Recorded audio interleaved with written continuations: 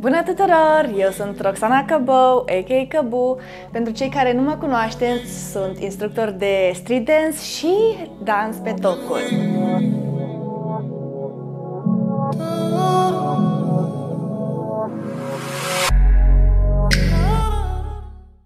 Astăzi vom vorbi despre pantofi cu toc. În materie de dans pe tocuri, este foarte important cum îți alegi perechea de pantofi.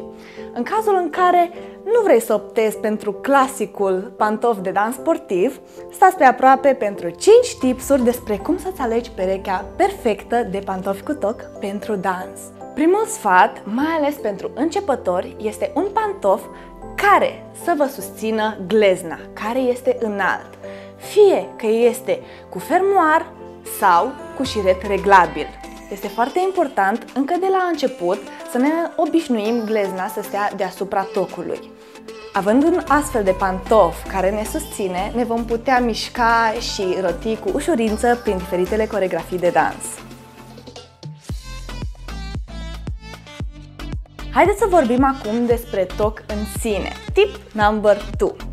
Știu că pare o opțiune mult mai sigură, dar vă rog frumos, nu optați pentru un toc gros și de cauciuc, deoarece, de exemplu, în timpul unor piruete avem nevoie de foarte multă flexibilitate a tălpii, iar materialul de cauciuc ne va împiedica în a aluneca pe podea, ceea ce va putea duce la diferite accidentări.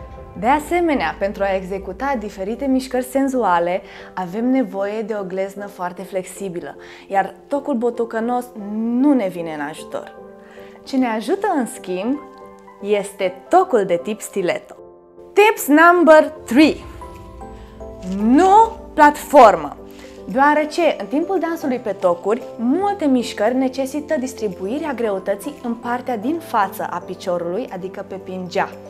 În momentul în care folosim o platformă, aceasta are în față o scobitură, iar noi ne putem dezechilibra.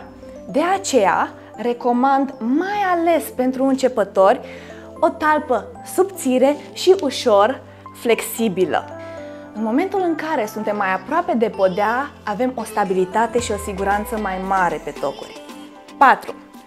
Un alt detaliu foarte important în alegerea pantofului cu toc pentru dans este mărimea tocului.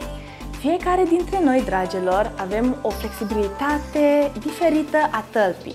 Eu, spre exemplu, care am un picior lucrat și o gleznă întărită, mă pot urca lejer pe un toc de 10. Dar, în momentul în care probați un pantof cu toc, aveți grijă să fiți stabile și să puteți întinde genunchii. Cu timpul, prin exerciții adecvate, desigur veți putea trece la un toc mai înalt. Și un ultim secret, fetelor, nu există perechea de pantofi perfectă pentru dans. Doar noi ne putem perfecționa în a-i purta.